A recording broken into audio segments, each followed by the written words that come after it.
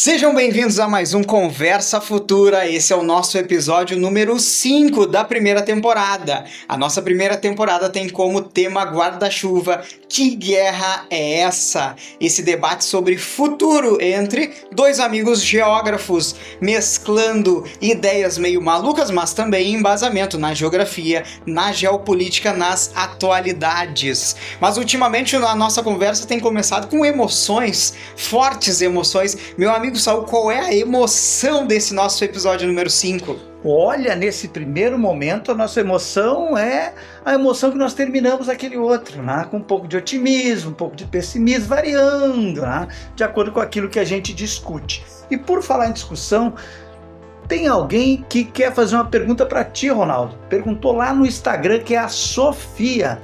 Ela queria saber o que tu pode nos falar sobre enxame de drones. Eu acho que ela curtiu o nome. Olha aí, guerra com enxame? Mas enxame não é de abelha, olha aí. Justamente. Que coisa louca. Então, Sofia, enxame de drones no campo de batalha, então tem ficado mais comum, mais visto aí agora na guerra da Ucrânia, mas não é uma estratégia tão nova.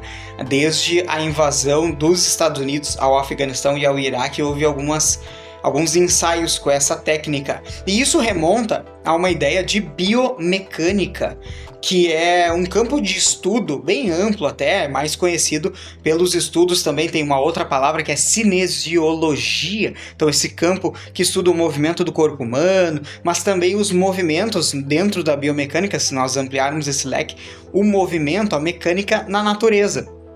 E o enxame de abelhas, ele tem toda uma lógica, né, uma organização, e não só ele, vários movimentos na natureza, de animais, de insetos, são muito estudados para a parte essa da mecânica, para desenvolver aviões, novos equipamentos, e óbvio que quando a gente fala em tecnologia, não é apenas para melhorar a nossa vida, é também para os equipamentos militares, e isso conecta diretamente com essa ideia dos enxames de drones, então uma lógica meio de enxame de abelhas para ser usada no campo de batalha. Isso, meu amigo Saul, deixa eu te pedir um complemento, né?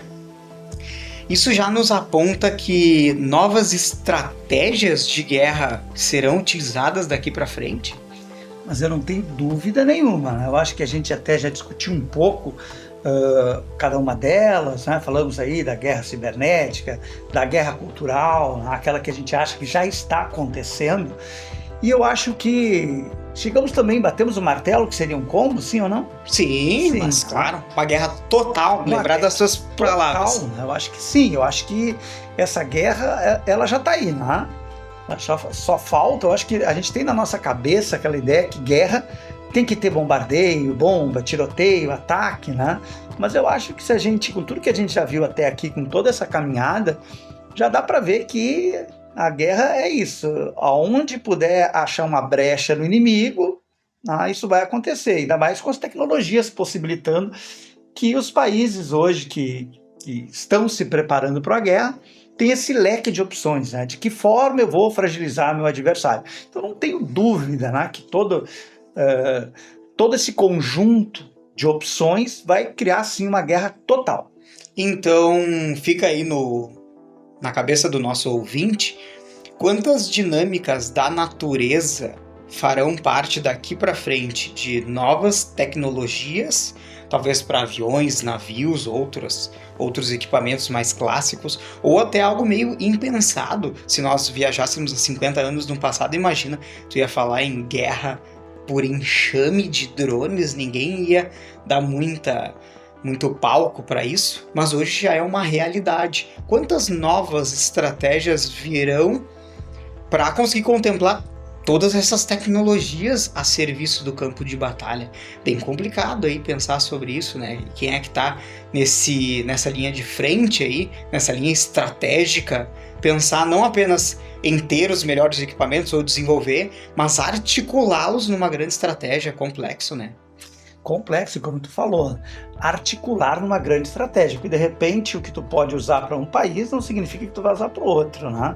E tem aquela guerra que também, se tu usar alguns recursos, tu pode perder a opinião pública mundial, né? Então eu acho que essa dosagem, né, saber o que vai usar, quando vai usar, É um pensamento geopolítico aí que com certeza quem pensa em fazer uma guerra já tem isso alinhavado, já tem isso costurado, né, o que poderia usar contra cada país. Sim. Mas eu vou retomar aqui, né? Se perguntas mais ficarem na cabeça dos nossos queridos ouvintes, entre em contato conosco, né? Já agradecendo a tua audiência qualificadíssima para um programa sobre atualidades e sobre futurismo. Nós estamos no Instagram, no @Conversa Futura, e também em várias outras redes sociais. Estamos aí na plataforma do Deezer, nós estamos no Amazon Music, nós estamos no YouTube, em breve em vídeo, mas estamos também no YouTube e também logo estaremos no TikTok. Olha aí, estamos dominando o mundo das redes, meu querido. Olha a nossa estratégia aí, não é de guerra, mas é estratégia, né? Isso aí, será que é uma estratégia de um enxame de redes sociais? Por que não? Por que não usar esse nome? Mas vamos lá então para o nosso episódio número 5. Nós terminamos na última vez com o nosso título, Memórias do Horror. E agora tá vindo aquele texto, nosso texto de introdução, para cair para dentro do nosso episódio. Vem conosco! 25% de certezas absurdas. A sabedoria popular costuma apontar que 2 matérias, disciplinas escolares, guardam maior importância, uma espécie de casal soberano que reina sobre as demais. Você já deve estar sabendo a essa altura de quem eu estou falando. Ela, a matemática, e ele, o português.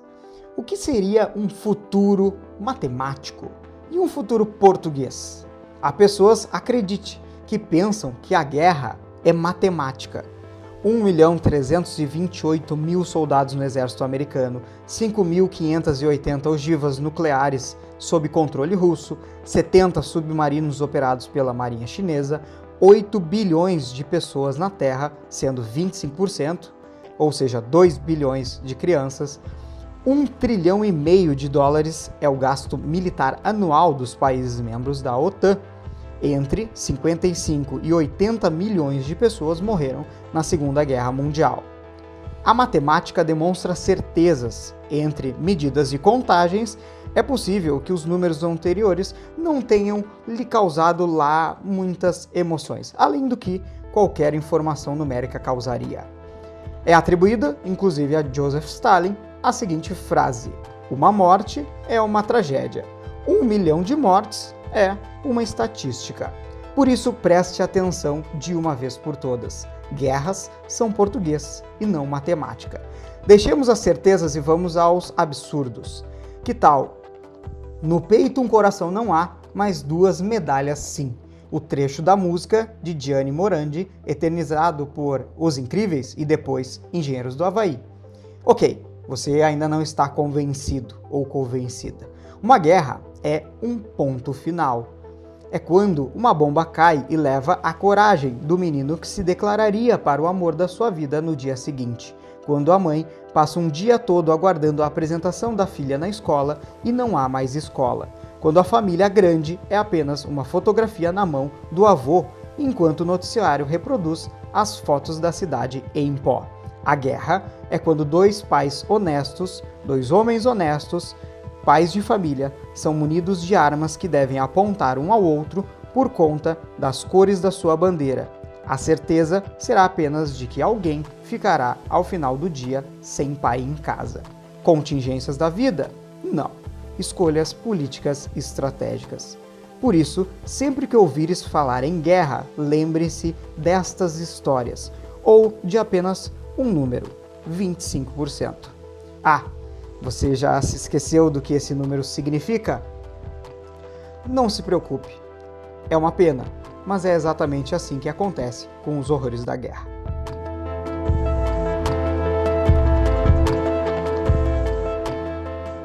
Opa! Que textão, hein? Que coisa linda. Fiquei pensando aqui e já entendi o que nós vamos falar hoje, né?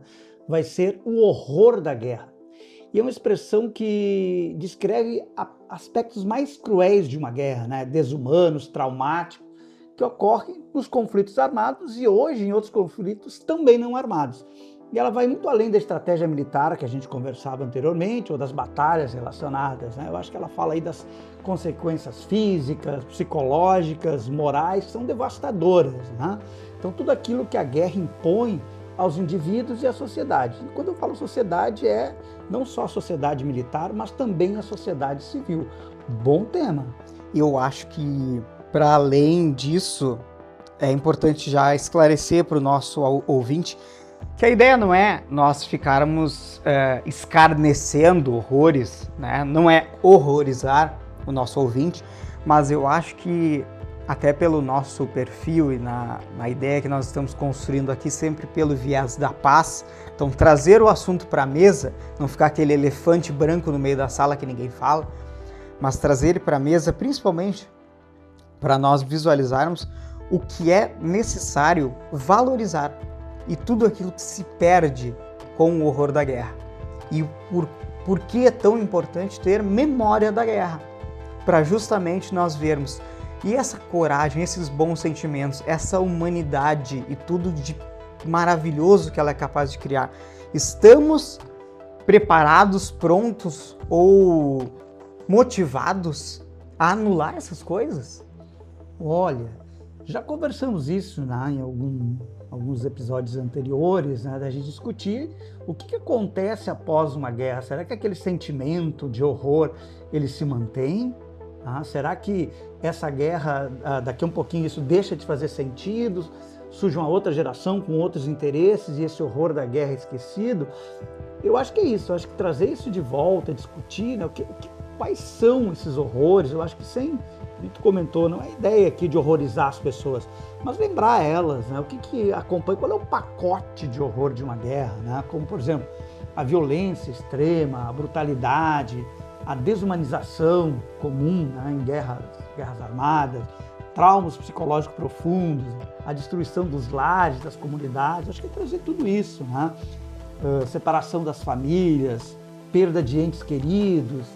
E olha, uma coisa que mais duradoura ainda, o impacto das crianças, né, que são os mais vulneráveis, também os idosos, e tudo aquilo que acompanha um pós-guerra, né? Uma crise humanitária, miséria, e até quem vence a guerra. Por que não? Né? Quem vence a guerra, a gente tem relatos aí de memória, né? Aquela culpa coletiva. Então acho que é isso, acho que a gente tem que ir por esse caminho mesmo, né? Trazer isso para as pessoas, mostrar para elas, eu acho que pensar o que acontece, né, antes, durante e depois da guerra com os seus horrores. E aí eu tenho que conectar com o que tu tá dizendo, um livro que me marcou bastante, foi um livro que eu li assim em 2 dias de não conseguir parar, quase, que é um livro não tão longo assim, mas é um livro muito legal chamado Em Busca de Sentido, um livro do Viktor Frankl, que tem um subtítulo intrigante, né? Um psicólogo no campo de concentração, acredito que é assim, e que eu me lembro que o título original em alemão, acho que expressa bem o que eu teria a analisar pensando num futuro pós-guerra, né? Que é o título assim, apesar de tudo, dizer sim à vida.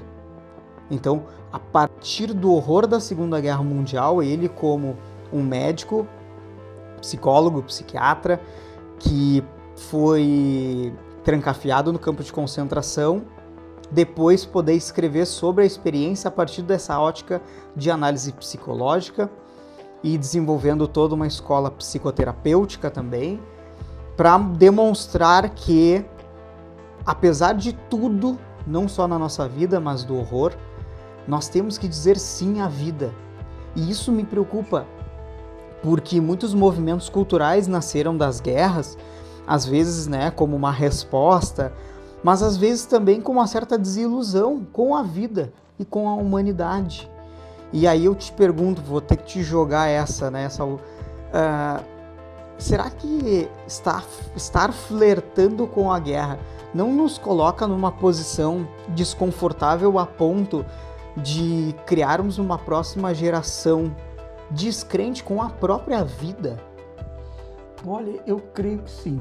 Eu creio que, olhando para a geração que está aí, a geração Z, a geração Alfa, eles conhecem uma guerra que não é uma guerra real, uma guerra que está lá no videogame, lá no Fortnite, né? Então, para eles aquela guerra, a concepção de uma guerra real está muito longe, né? Está muito longe. Então, acho que por estar muito longe, eu acho que há uma descrença, em primeiro lugar, de que a guerra possa chegar onde a gente está. Na maioria dos lugares, é óbvio, né?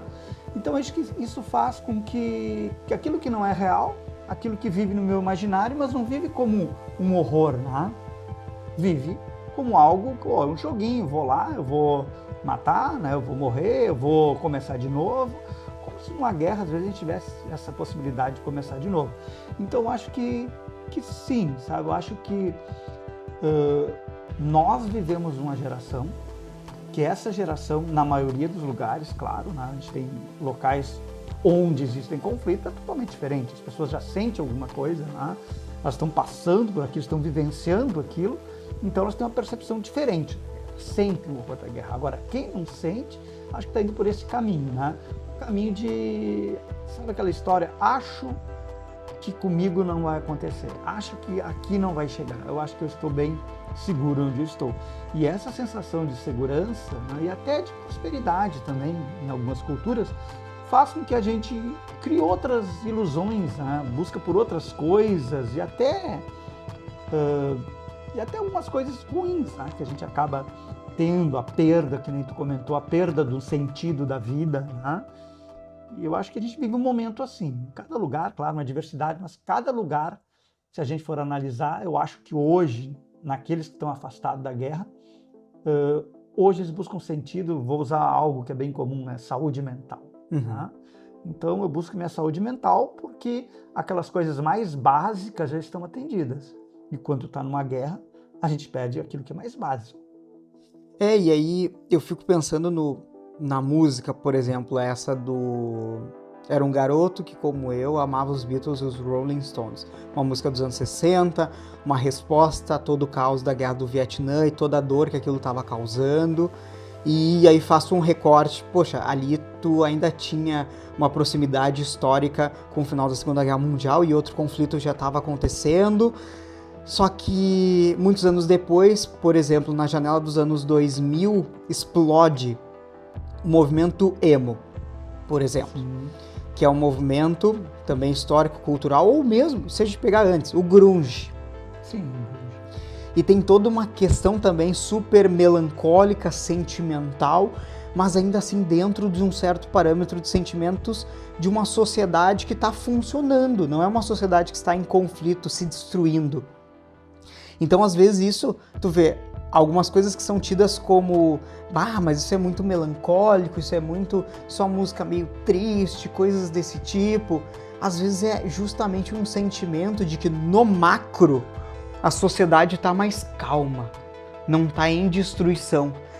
Só que é meio triste também pensar justamente o contrário.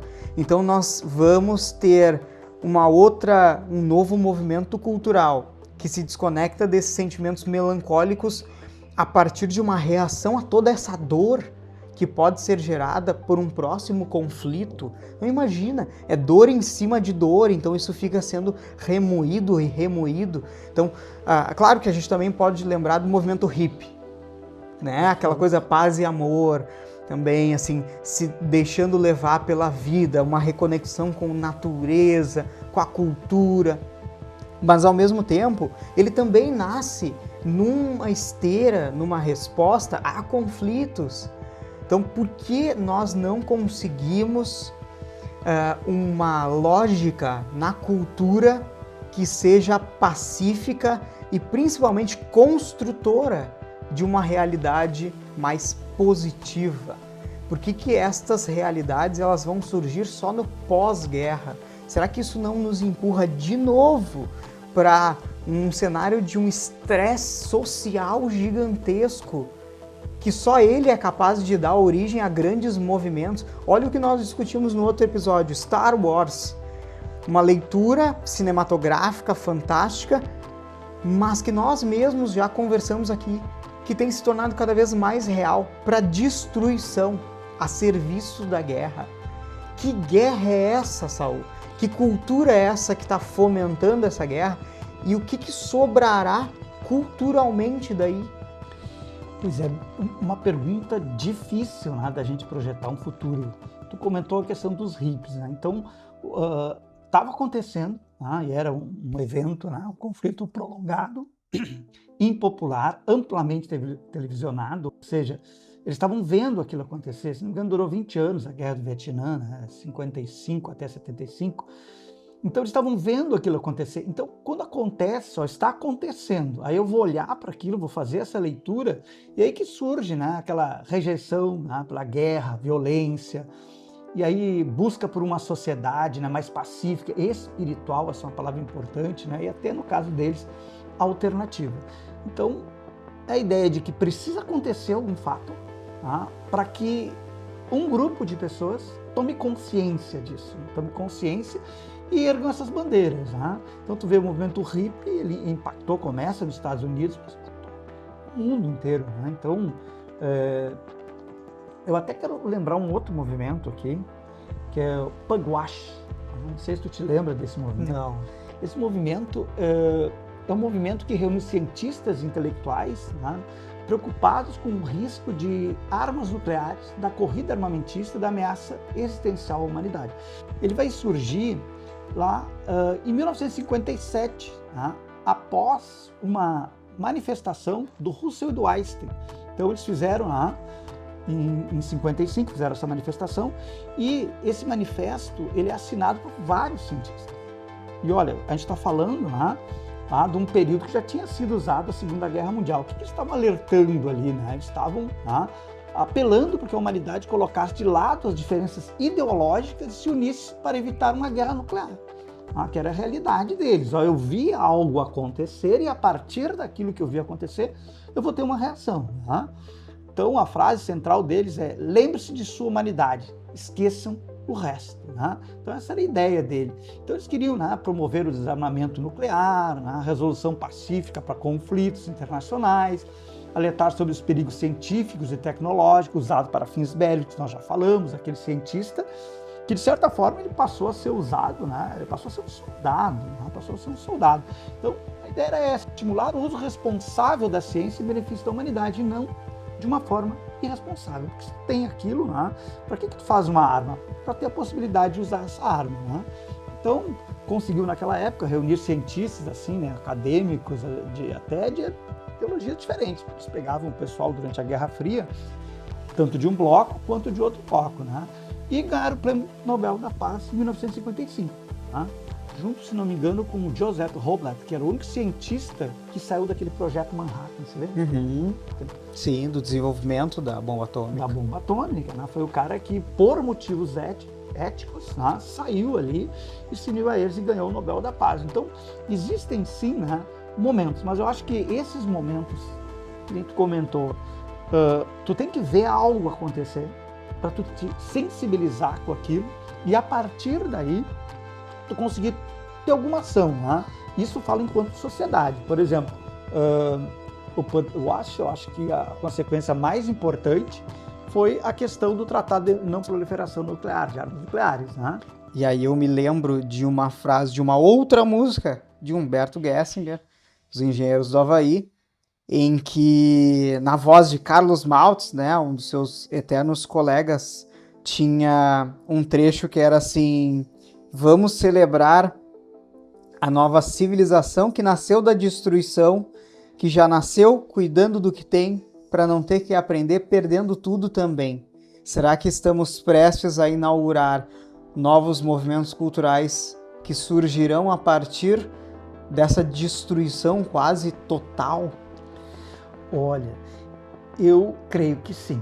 Eu acho que de uma forma assim, olhando todo o cenário que a gente está olhando para o mundo de uma forma global, eu acho que é isso.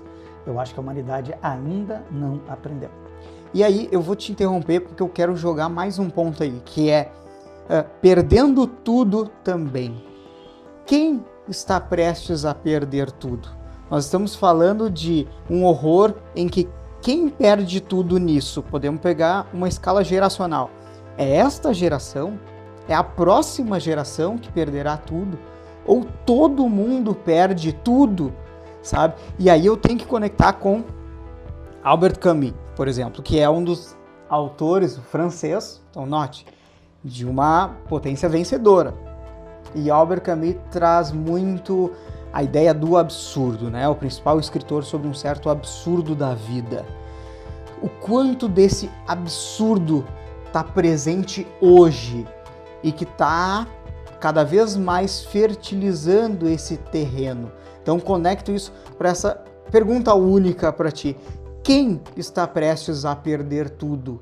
E está prestes a perder tudo por um absurdo? Eu acho que todo mundo perde numa guerra. Eu acho que nunca há vencedores numa guerra. Eu acho que guerra é a humanidade perder. Alguns perdem mais do que outros, mas todo mundo perde. E os absurdos quando termina a Segunda Guerra Mundial, se criam instrumentos, né, organizações, instituições, pensando na paz. O mundo muda, olha, a gente vai ser um mundo mais multipolar, né? Ter a interdependência entre os países vai fazer com que isso diminua a guerra. Ou seja, se criam ferramentas para evitar a guerra. E o que é o absurdo? O absurdo é que tudo aquilo que foi criado, num determinado momento, parece que perdeu o sentido. Então esse é o absurdo do esquecimento. Né? A gente esquece que existe algo pior do que aquilo que está acontecendo em qualquer lugar do mundo. Né? Pode piorar. E aí eu retomo aquela nossa última conversa que nós terminamos comentando sobre Morfeu, né? O mundo dos sonhos. Será que nós estamos num mundo em que, e aí não pegando só os mais jovens, mas pegando como um todo, a população que está acompanhando tudo que está acontecendo em maior ou menor grau, será que nós permaneceremos num mundo dos sonhos como se nada tivesse acontecendo? Eu acho que sim. Porque aquilo que a gente fala aqui, talvez tivesse mais sentido se a gente tivesse envolvido numa guerra, entendeu? Aí aquilo, agora eu vou procurar ouvir mais sobre isso, procurar saber mais sobre isso, vou tomar atitudes, né, praticar alguma ação.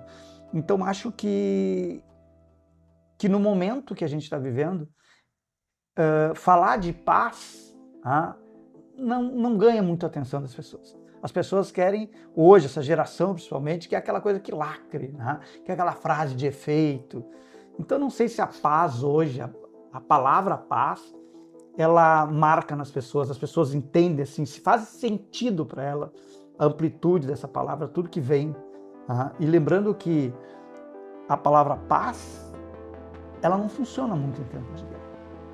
Porque tempo de guerra, tu quer fazer com que as pessoas, peraí, eu tenho que ir lá lutar pelo meu país. Então, e aí eu vou trazer um filme, Hair, te recorda? Uhum. Aquele filme mostra justamente isso, né? Mostra, e a música que tu comentou era um garoto que, como eu, né, amava os Beatles e os Rolling Stones. Então, se tu olhar, em Hair mostra isso, em tempos de guerra, tu tem que falar frases que motivem as pessoas a irem para a guerra. Tu pode ver hoje aí, essa semana, teve vídeos daquelas pessoas lá na Ucrânia que estão sendo levadas à força para participar da guerra. E aí, dentro da Ucrânia, quem faz um discurso da paz, ele é excluído, porque esse discurso não interessa. Tem que fazer um discurso naquele momento que motiva as pessoas a irem para a guerra, e não o contrário. Então, acho que hoje a palavra paz, ela faz pouco sentido. E num contexto de guerra, talvez ela faça menos sentido ainda. Que loucura, cara. E aí eu fico me lembrando, comentando sobre paz e sobre guerra, né? Guerra e Paz, né? O livro do Tolstói. Mas o que me veio à cabeça foi sobre os filmes de guerra. O quanto, muitas vezes no cinema, é retratado o filme de guerra como um épico, como uma realização de vida, como a transformação do plebeu em herói, mas não é retratado, pelo menos não no cinema mainstream, mas em muitas outras obras cinematográficas sim, o outro lado, o lado do cheiro do campo de batalha, o lado do som do campo de batalha, da textura daquele horror todo. Então imagine, amigo ouvinte, esse lado que na tela parece tudo muito lindo, voltei para casa, aquela coisa meio Independence Day, enfrentei o inimigo, salvei o meu povo e ao final uma morte. Agora lembre-se também do outro lado, do lado em que a guerra, o campo de batalha, tem a sujeira, o cheiro, o apodrecimento da carne e da alma também, tudo isso que me lembra vários estudos sobre estresse pós-traumático, quantos milhares, milhões de soldados que retornam com muitos problemas psicológicos, porque o momento de guerra é o auge do estresse. E isso, até recentemente, a reportagem da BBC publicou sobre como se tratava desde as guerras antigas, desde as guerras muito antigas, a partir de peças de teatro, a partir de experiências de penitência, para tentar aliviar todo esse sofrimento do soldado. Não é tranquilo ir para um campo de batalha, ver os horrores da guerra, voltar para casa como se nada tivesse acontecido. Então, imagina todo esse trauma. Então, será que estamos prestes a uma sociedade pós-trauma? Olha, eu acho que nós estamos numa sociedade que valoriza algumas ferramentas que são utilizadas pós-guerra, né? Porque quando termina uma guerra, bom, quem perdeu, perdeu. A maioria de quem perdeu, né? Óbvio que vai ficar com esse trauma ou morreu, né? Mas até mesmo quem matou tem esse trauma.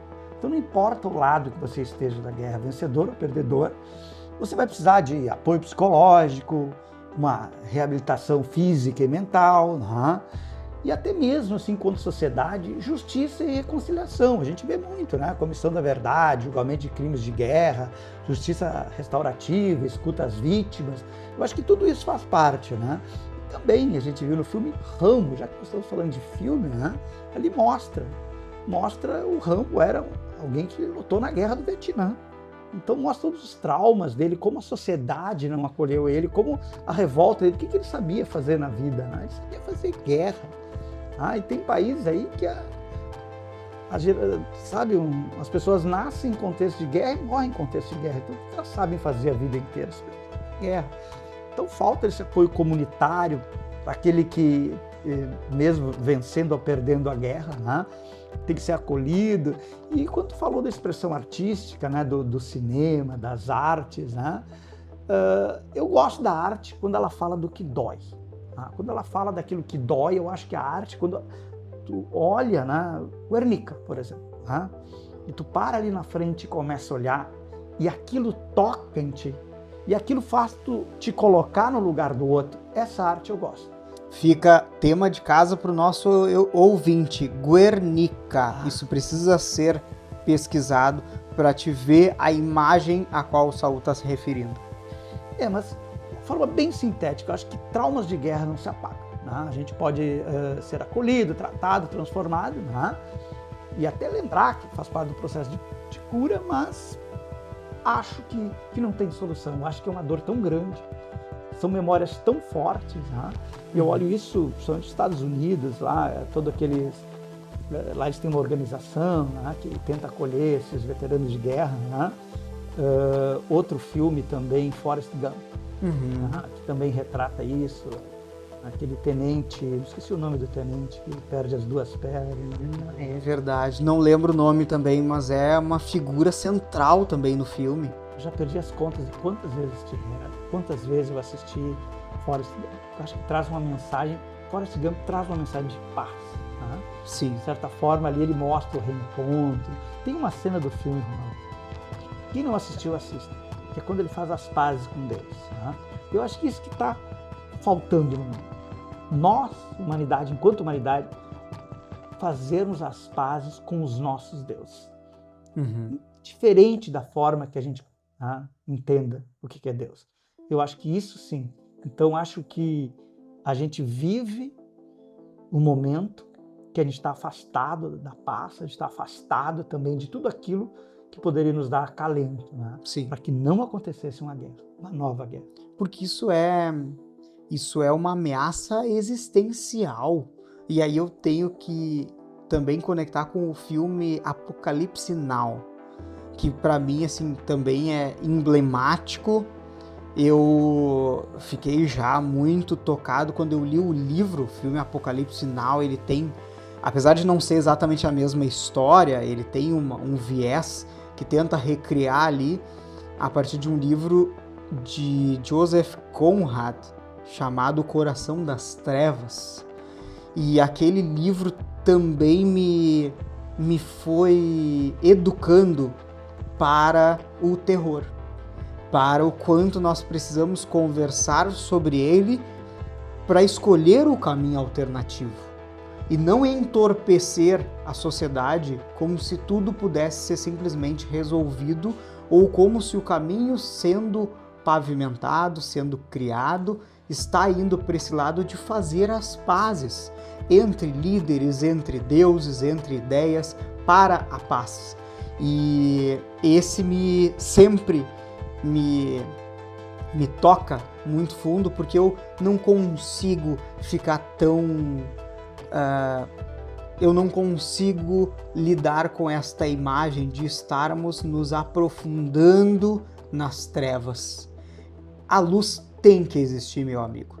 Tem que existir um caminho que seja, se o nosso programa estiver adicionando uma gota no oceano da racionalidade, não da irracionalidade, se a nossa conversa, as aulas, os debates ajudarem um pouco para que nós enxerguemos este caminho de luz, ele precisa ser feito. E aí eu tenho que te jogar uma provocação um pouco pesada, porque ela toca no nosso hino nacional. Porque um trecho lá do nosso hino nacional tá lá descrito, né? Verás que um filho teu não foge à luta, nem teme quem te adora a própria morte. Será que esse nosso berço esplêndido, esse florão da América, essa terra adorada, tem mesmo que esperar de todos os seus filhos apenas que ele vá para o campo de batalha e não tema a morte? Pois é, se tu for analisar a maioria dos hinos nacionais, olha, eu devo conhecer no mínimo assim 50, que falam sobre guerra.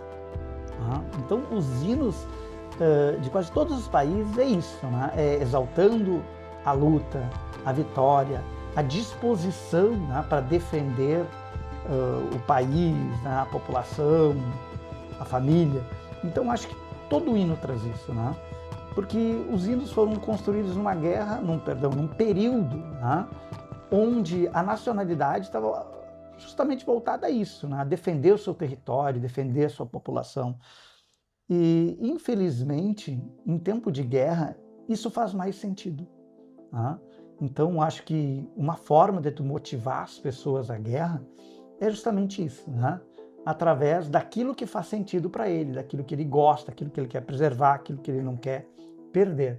Então, acho que, é claro, que a gente sabe que nem, acabei de citar o exemplo da Ucrânia, né? Que nem todo mundo vai querer. Né? E não pessoas... desculpa te interromper, mas não seria natural, então, que esse jovem rechace o campo de batalha? Pois é. Olha, eu acho que isso aí é um assunto muito grande para a gente continuar falando aqui. Mas eu quero crer, né, que as gerações, né, que hoje estão olhando para o mundo sejam muito mais pacíficas do que aquelas que estão comandando o mundo. Mas isso acho que a gente pode deixar para um próximo episódio. Mas antes de te falar uma coisa, se vocês ouvirem um ronquinho no fundo, é que eu tenho aqui a Lola, ela é uma pugzinha de 6 anos, e eu peguei ela na pandemia, e ela, quando eu tô falando, ela adora dormir no meu colo. Então, se vocês aparecerem um ronquinho, gente, esse é um ronquinho da paz, tá? É um ronquinho daquilo que a gente valoriza. E numa guerra, a gente perde essas coisas, aquilo que faz sentido, aquilo que nos dá paz, aquilo que é não só o que a gente é acolhido, mas aquilo que a gente consegue acolher os outros. E sabe o que me dá paz? Eu sei que também te dá paz. Opa. Os nossos filhos. Então, como os nossos filhos são também a nossa expressão de paz, nós temos que conversar sobre juventudes, meu querido Saul. Juventudes e guerra. E essa, meu querido amigo ouvinte, é a nossa conversa futura. A guerra é cringe. Sobre as juventudes e a guerra. Já tô curioso. Um abração e aguardo vocês. Até lá. Aguardamos vocês. Segue lá, @Conversa Futura. Um abraço.